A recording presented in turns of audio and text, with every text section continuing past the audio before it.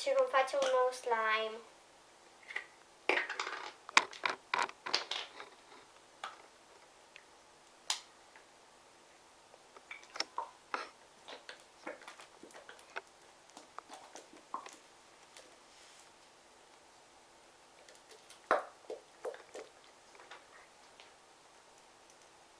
Am turnat prima parte și îl voi lăsa cu susul în jos, ca lipiciul să mai vină.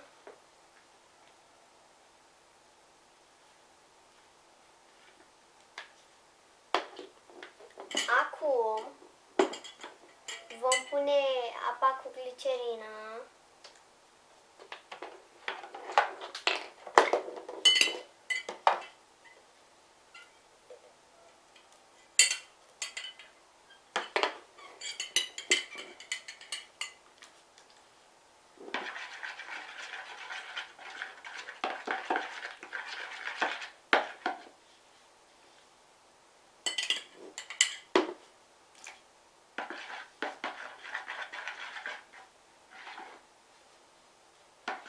A început să se activeze.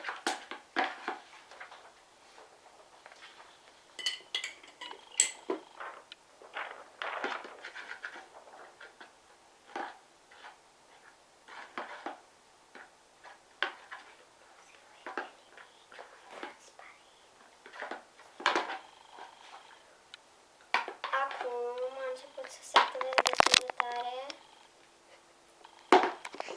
Mai turnăm puțin.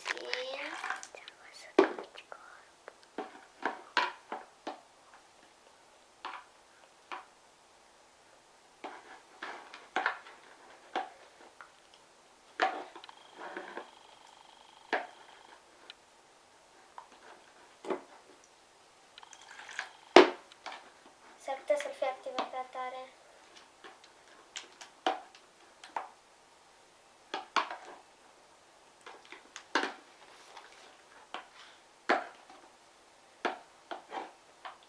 Voi turna puțin apă înapoi.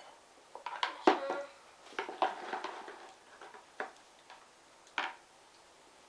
Mai pun puțină glicerină.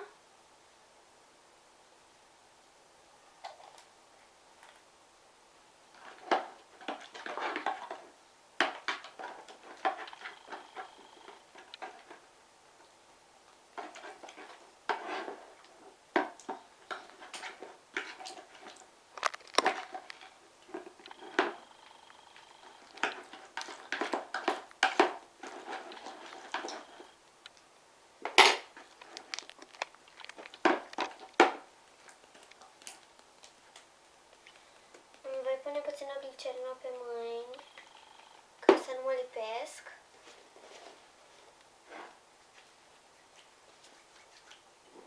Așa.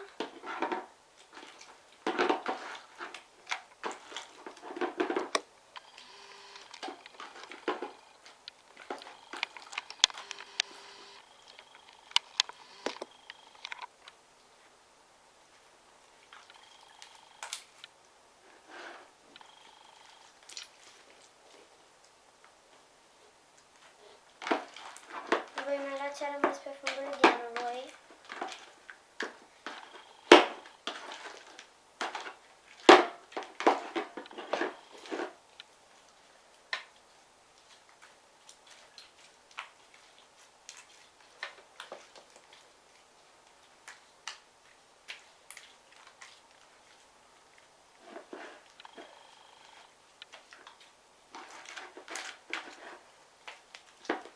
Așa. Acum vom adăuga niște gel de ras sau spumă de ras. Eu voi folosi gel.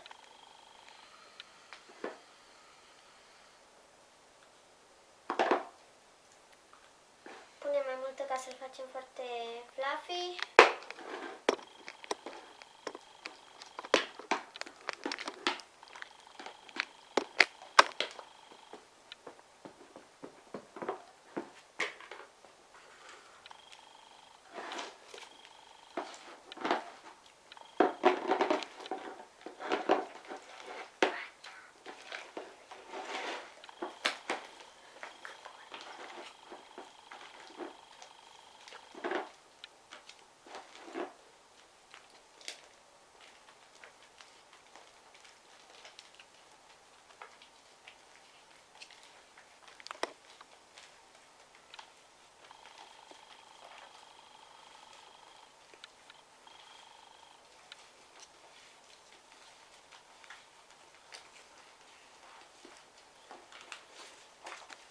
deveni foarte fluffy.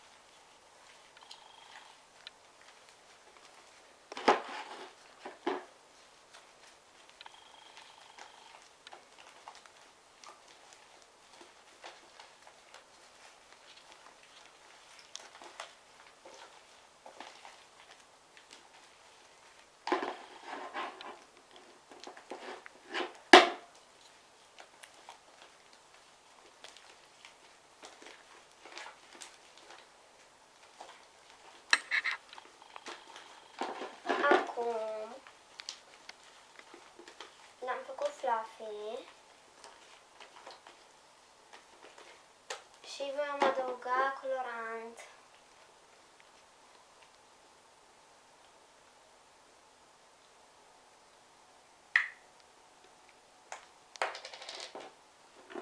Eu voi folosi culoarea verde. Puteți folosi colorant alimentar. Puteți folosi și acoarele acrilice.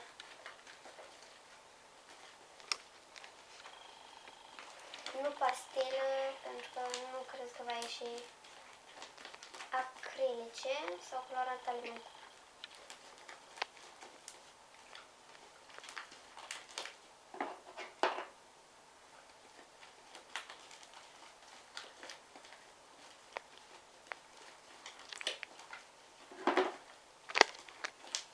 Amestecăm până tot slime-ul va deveni verde.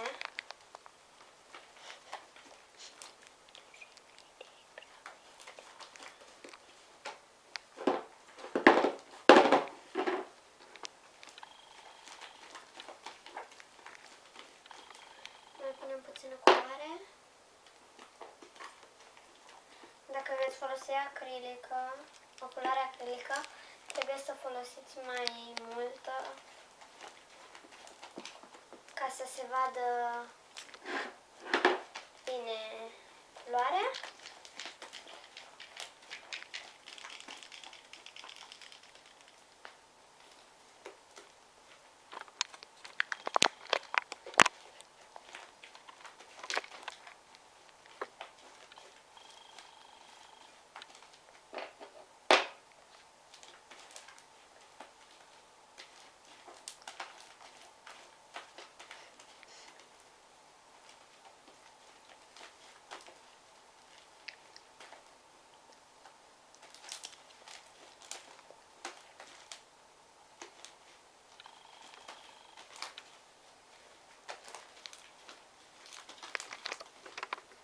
Slime-ul a devenit verde.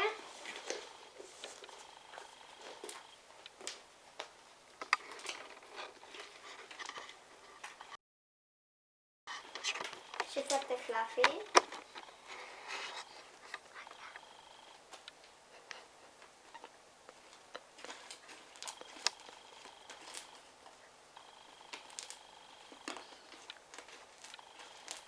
Mulțumesc că v-ați uitat la videoclip. Like and subscribe.